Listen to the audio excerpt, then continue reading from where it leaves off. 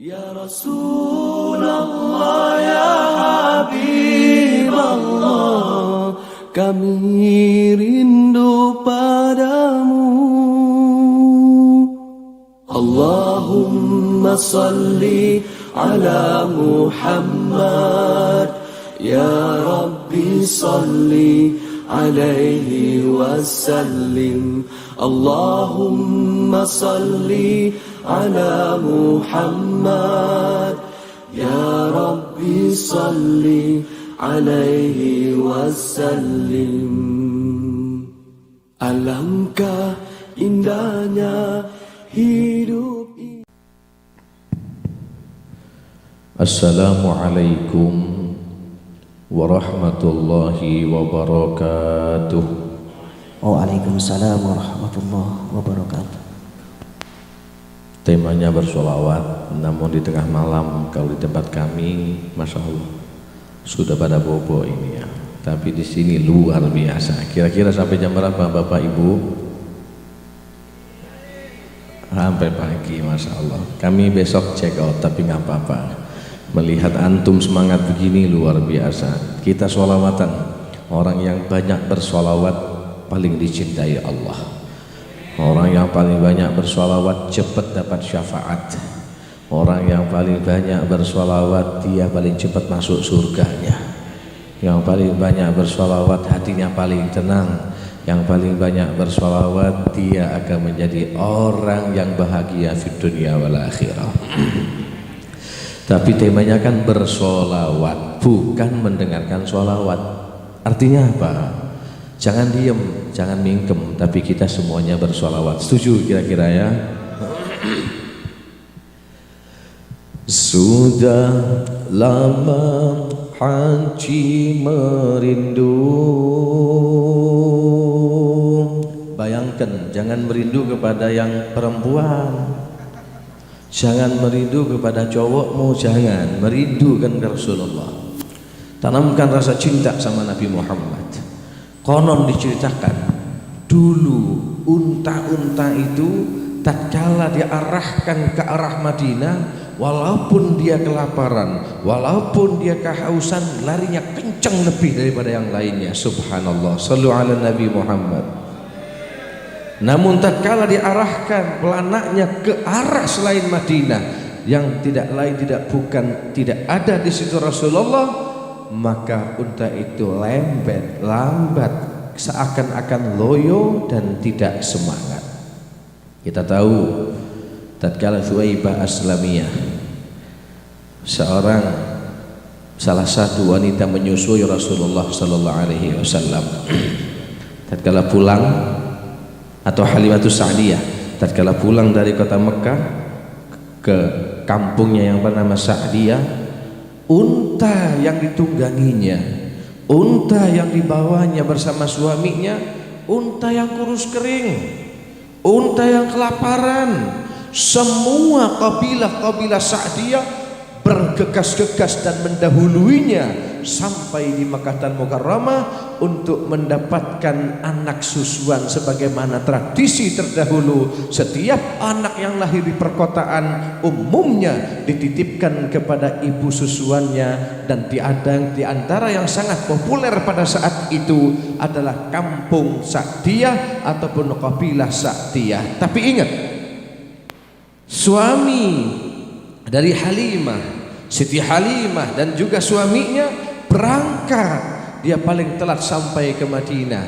Tapi tatkala dia pulang, bukan hanya berdua, bertiga dengan anak susunya, anak susuannya yaitu Muhammad, Sayyidina Muhammad Rasulullah, yang suatu saat nanti setelah umur 40 tahun beliau diangkat menjadi nabi. Beliau menjadi Sayyidul Anbiya wal Mursalin. Tatkala dimasukkan surga, Allah tutupkan rapat surga. Akhbir ya berbashir habibi Muhammad, kata Allah Subhanahu wa taala kepada malaikat Jibril, anna Muhammadan anni la akhdhuluhu fi ummatihi abada. Bashir habibi Muhammada annahu asra'un nasi idza bu'ithu wa sayyiduhum idza jumi'u wa annal jannata muharramatun ala sairil umami qabla an yadkhulaha huwa wa ummatihi. Sallu ala Nabi Muhammad. Di perjalanan ataupun kisah detik-detik Rasulullah wafat, dialog terjadi antara malaikat Jibril dengan Nabi Muhammad, dan Nabi Muhammad bukan enggan untuk berpisah jasad dari ruhnya atau ruh dari jasadnya, namun yang beliau pikirkan, man milli ummati min ba'di, siapa untuk umatku setelah aku wafat. Singkat cerita, Allah berikan kabar gembira, tidak seorang pun yang mampu membuka pintu surga, dan tidak seorang pun malaikat dan rasul selain Nabi Muhammad yang mampu membuka surga kecuali Muhammad dan kekasihnya, umatnya, sahabat dan ahlul baitnya masuk dahulu. Siapa umatnya? Kita-kita ini. Alhamdulillah. Tatkala Halimatus Sa'diyah membawa Rasulullah yang pada saat itu masih kecil, dibawa di atas unta, di atas tunggangannya, semua para pasangan-pasangan suami istri yang sudah mendahulinya, subhanallah, dilewati oleh Halimatus Sa'diyah beserta suaminya. Terheranan, mereka bertanya, wahai Halimah, wahai suami Halimah, huwaina, pelan-pelan, kami tatkala berangkat mendahulimu, tapi sekarang kau mendahului kami, ada apa? Kau beri vitamin untamu, kau berikan support spirit untamu dengan apa? Apa jawaban Halimah? Wallahu alam, saya nggak tahu. Cuman bedanya berangkat dari Sa'diyah ke kota Mekah kami berdua, dan pulangnya kami bertiga. Hadza walad mubarak, ini anak berkah, anak yang membawa keberkahan. Sayyiduna Muhammad, sallu ala Nabi Muhammad. Rindukan hatimu pada Rasulullah.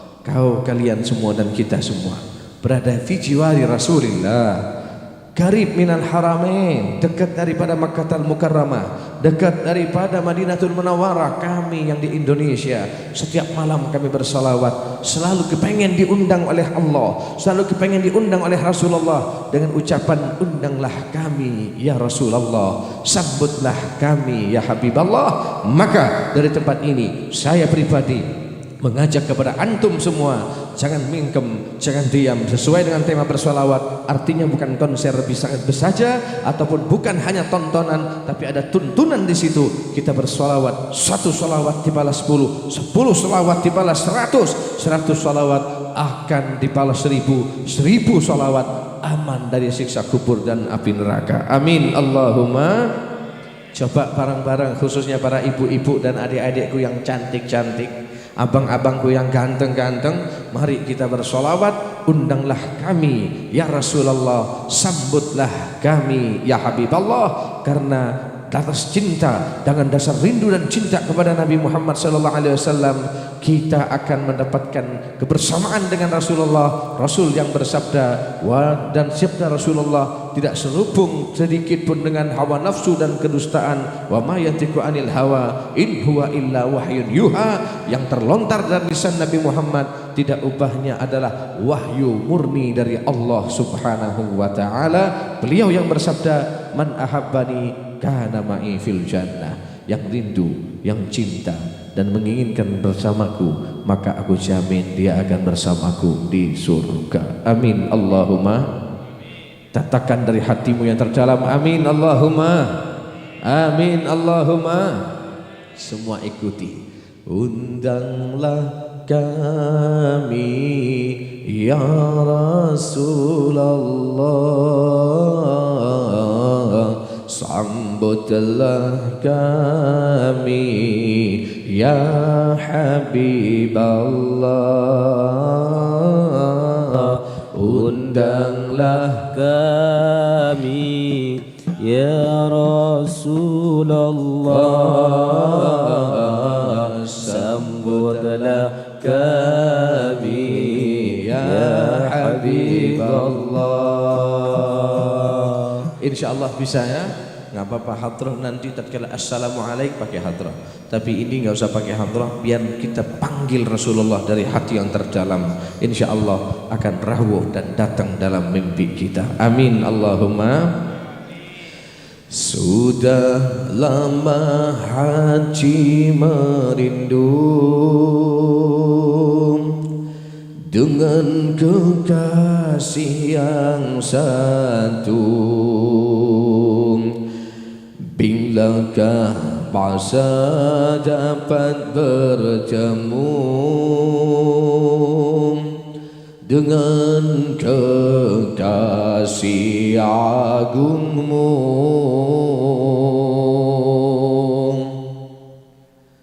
Kakiku kan terus melangkah menuju ke bumi Madinah, selangkah demi selangkah dekatkanlah kami ya Allah, undanglah kami ya Rasulullah, sambutlah kami ya Habibullah, undanglah kami ya Rasulullah, sambutlah kami ya Habibullah, undanglah kami ya Rasulullah, sambutlah kami ya Habibullah, undanglah kami ya Rasulullah, sambutlah kami ya Habibullah. Ziyaranku disambut, hajiku ingin terus merebut ganjaran yang telah disebut oleh baginda yang lemah lembut. Barang siapa yang ziarah rumah baginda di Madinah, walau selepas baginda wafat, bagai semasa Nabi hayat, undanglah kami ya Rasulullah, sambutlah kami ya Habibullah, undanglah kami ya Rasulullah, sambutlah kami ya Habibullah. Benar ku terpisah dengan Nabi di Madinah, janganlah pula ku dipisah saat dipilih ke jannah. Air mata terus mengalir, hatiku cecap rasaku wajir. Apakah kita akan berpisah? Bantulah cintaku ya Allah,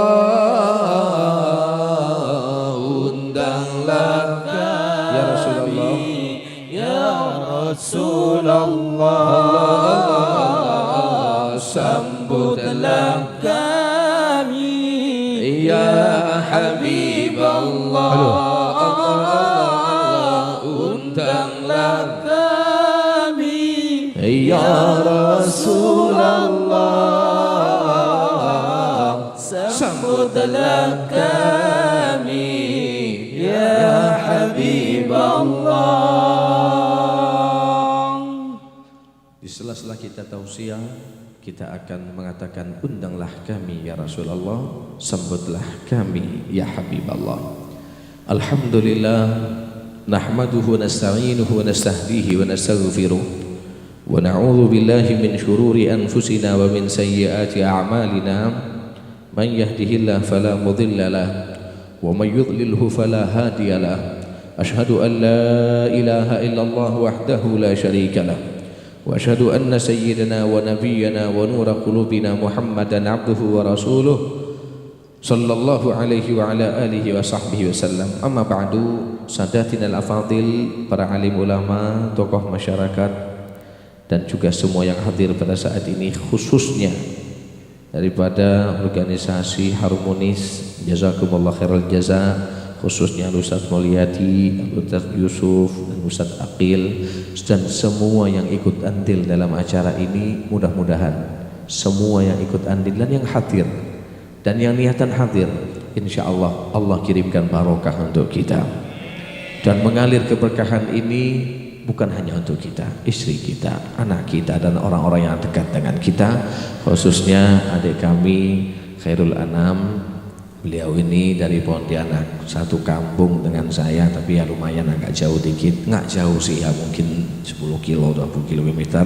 Alhamdulillah, ternyata dia izin dan bilang sama saya bikin acara. Saya bilang Masya Allah, tafadhalu, saya senang sekali, apalagi ada label-label bersolawat.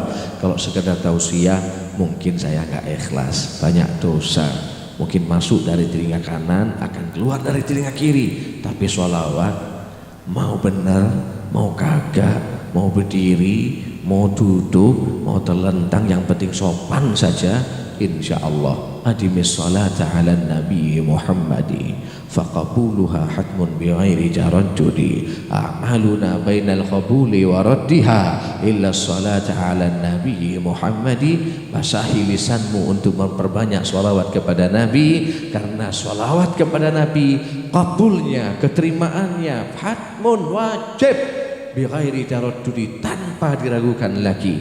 Amalan kita bainal qabuli wa raddiha, mungkin diterima, mungkin juga ditolak oleh Allah, kecuali suatu amalan yang sudah pasti diterima, illa sholata ala nabi Muhammadi, kecuali suatu amalan yaitu salawat dan salam kita kepada kekasih Allah Nabi Muhammad. Sallu ala nabi Muhammad.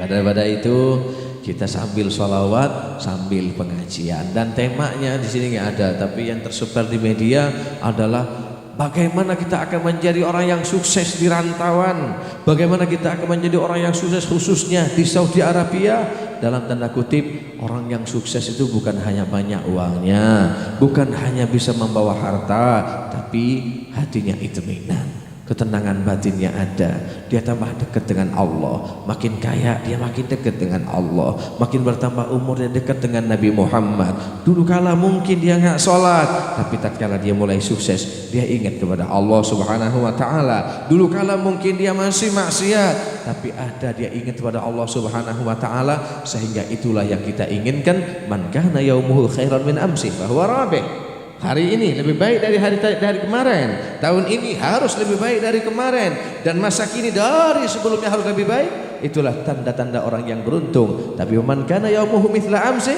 hari ini tidak ada beda dari kemarin, tahun ini tidak ada jauh beda dari kemarin, dia tidak bisa untuk menambah kebaikannya dan amal ibadahnya, maka fahuwa malrur, orang itu tertipu, makin dekat dengan liang kubur namun tidak ada bekal yang dibawanya. Sallu ala Nabi Muhammad. Sebaliknya, man kana yaumuhu syarrun min amsi, dan hari ini lebih jelek dari kemarin. Oh, dulu di Pontianak, dulu di Madura, dulu di Jawa, dulu di Jakarta, dulu di Indonesia baik dia sholat, di rantau orang makin malas mau sholat. Nah ini kan bahaya Pak, hati-hati. Mungkin istidraj, bisa saja Anda makin kaya, bisa saja Anda banyak PC di Pontianak Madura, ada banyak orang Madura sini, atau mungkin Pontianak Madura kepi nih, atau banyak orang Madura. Tapi ini media, dan di tim kami sudah tersebar ya di majelis ulama. Saya bahasa Indonesia saja, walaupun saya tidak terlalu pintar, bahasa Indonesia aja ya, atau percampur nih sakoni. Masyaallah. Ya. Dan ini yang paling penting, jangan Anda pikir kita makin banyak uang mungkin kita akan merasakan kenikmatan atau kebahagiaan. Belum tentu. Belum tentu. Kita ini terkadang hanya terpesona dengan keindahan yang ada di luar sana. Dan kita tidak bisa untuk merasakan kenikmatan yang ada pada kita. Kenapa? Karena kita tidak tahu mensyukuri nikmat Allah Subhanahu wa taala. Hati-hati. Istidraj itu luar biasa. Istidraj itu hampir sama dengan karamah. Hampir sama dengan nikmah, tapi tidak ada ridho Allah Subhanahu wa taala. Itu aja bedanya. Itu saja bedanya. Barsiswa itu bisa terbang tapi nggak wali. Firaun, sakti tapi dilaknat. Haman, hebat. Abu Lahab, Abu Jahal, penguasa tapi dilaknat oleh Allah Subhanahu wa taala.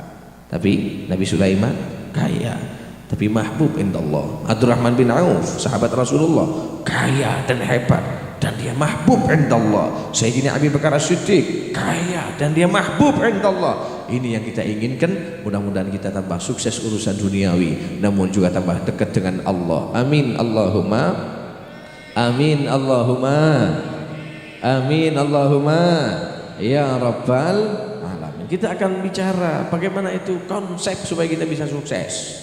Pertama, ini ada 3 hal atau 4 hal yang akan sampaikan, tapi jangan ada yang tersinggung.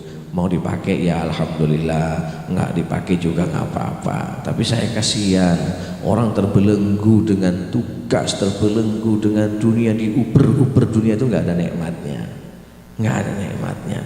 Tapi orang yang selalu dia punya walaupun nggak banyak, tapi dia menikmati, itu orang yang jitu, itu orang yang hebat. Syukuri.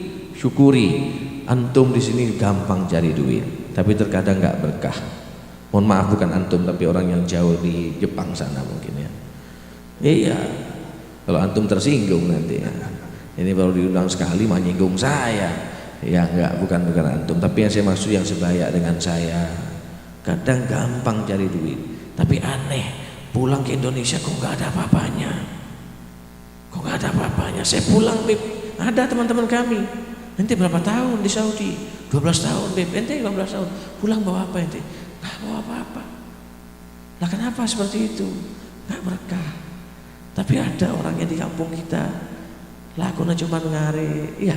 Atau yang di kampung-kampung Cek Pondeng Madura cuma motong, hanya kuli bangunan, jual es batu di Bogor, di Jakarta. Tapi dia bisa bangun rumah, dia bisa memondokkan anaknya, dia menjadikan anaknya seorang dokter, dia bisa memuliakan anaknya. Kenapa? Keberkahan Allah berikan padanya. Hati-hati. Dan ini yang paling penting. Maka konsep yang paling hebat untuk mendapat kesuksesan, yang pertama, jangan tinggalkan doa. Dan doa itu yang benar. Jangan nanggung-nanggung. Ada yang doa, ya Allah, saya kepengen rezeki saya ya Allah yang hanya dengan gerak-gerakan kaki ya Allah, jadi tukang jahit. Salah juga. Aduh pangeran kita rokeng ngajua gampang kita tek-tekan sopo ya Allah. Yang kita tukang jahit. Minta sama Allah, artinya ya Rob, saya walaupun jadi tukang jahit, saya walaupun jadi tukang becak sekalipun, atau saya menjadi apapun profesi saya, tapi yang kau berkahi ya Allah, sehingga bisa menyenangkan anakku, istriku, keluargaku, sahabat-sahabatku, pesantrenku, masjidku dan di lingkunganku, dan bisa memberikan yang terbaik untuk keluargaku. Itu yang terbaik. Jadi yang pertama saya katakan, kalau antum kepengen sukses, jangan tinggalkan sholat duha. Duha jangan ditinggal. Kondisi apapun. Saya di pesantren Tahudutan bin Ni'mah yang dikatakan tadi ya, mungkin hampir 20 tahun saya di pesantren. Mungkin hampir ya 20 tahun, nggak sampai sih. Mungkin belasan tahun lah. Pulang dari pesantren nggak punya apa-apa, nol, apalagi di pesantren. Tapi Habib bilang, Kiai bilang, Syekh bilang, Ustadz bilang, yang kau selalu sholat duha nggak bakalan kelaparan. Yang kau selalu sholat duha nggak mungkin jadi pengemis. Yang kau selalu sholat duha nggak mungkin jadi miskin. Alhamdulillah Pak. Kalau antum ke Pontianak, insya Allah kan saya kan lagi motivasi ini, bukan sok sombong, enggak kan? Memberikan motivasi, masa iya? Insya Allah yang sholat duha jadi tukang beca, nggak ada sholat duha nanti. Dan memberikan motivasi. Silakan kita main-main ke Pontianak. Alhamdulillah pesantren saya punya 5, walaupun tetap membutuhkan doa dari antum. Amin Allahumma amin Allahumma amin. Kok bisa? Allah Nanti Allah yang memberikan kesandung nasib, ketemu orang, ketemu sahabat, adalah Allah gerak-gerikan. Ada teman kita yang lari ke Saudi, yang berusaha di Saudi, background utamanya waktu beliau di Indonesia, ada yang jualan, ada yang kerjaannya yang sangat remeh, di sini jadi bos besar. Kenapa? Kesandung nasib yang baik, dia baik sama orang, ibadahnya luar biasa, hatinya cinta kepada Allah dan Rasulnya. Yang kaya itu kan yang maha kaya Allah, yang maha kaya itu kan Allah. Minta kita sama Allah Subhanahu Wa Taala, maka jangan tinggalkan sholat duha, jangan tinggalkan sholat duha. Itu pertama. Yang kedua, di zaman Nabi Muhammad, karena temanya seingat saya di sini nggak tertulis, tapi yang menyebar dan sampai kepada saya konsep sukses di rantau. Kalau nggak salah begitulah kira-kira, betul ya? Nah, tapi di sini nggak tertulis. Bagaimana kita sukses? Itu yang pertama. Yang kedua adalah kita ini jangan mengandalkan kekuatan kita, jangan. Akan jatuh. Tapi tatkala mengandalkan Allah Subhanahu Wa Taala, kau akan hebat. Dikisahkan, tak contohkan nih. Jangan iktimat kepada diri sendiri. Orang yang mengandalkan kecerdasannya, kekuatannya, sombong. Tapi orang yang tidak berikhtiar sama sekali, walaupun hanya qomat sholawatan, la ilaha illallah, zikiran dan seterusnya, berarti orang gila. Ada kan? Bahwa engkau la sholawat nabai nur Habib Toha, engkau sholawat nur Habib Syekh, la qomat kami engkau nur Kiai. Jangan diinin ala aku mas, ya cinta kota ala aku ada kila ada keker dari langit emas, engki keker dari langit emas. Belak dia. Tahu belak di belak bagu, di pasung, tahu ya bu ya. Nah, ini kira-kira ngerti bahasa planet nggak ini? Nggak usah bahasa Indonesia aja dah, bahasa Indonesia. Allahumma sholli ala Muhammad.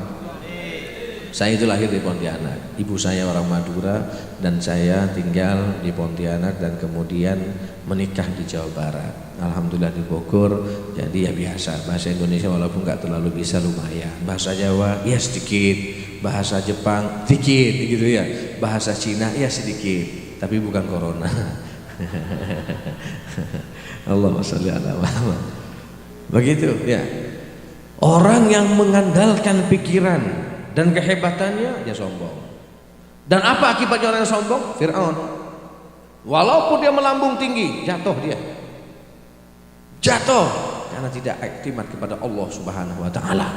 Sebaliknya, orang yang hanya mengandalkan tawakal saja, sementara dia belum sampai kepada tawakal yang hakikat, yang seperti Sayyidina Junaid al-Baghdadi, kemudian seperti Sayyidul Taifah Junaid bin Muhammad al-Baghdadi, Bushra al-Hafi dan seterusnya.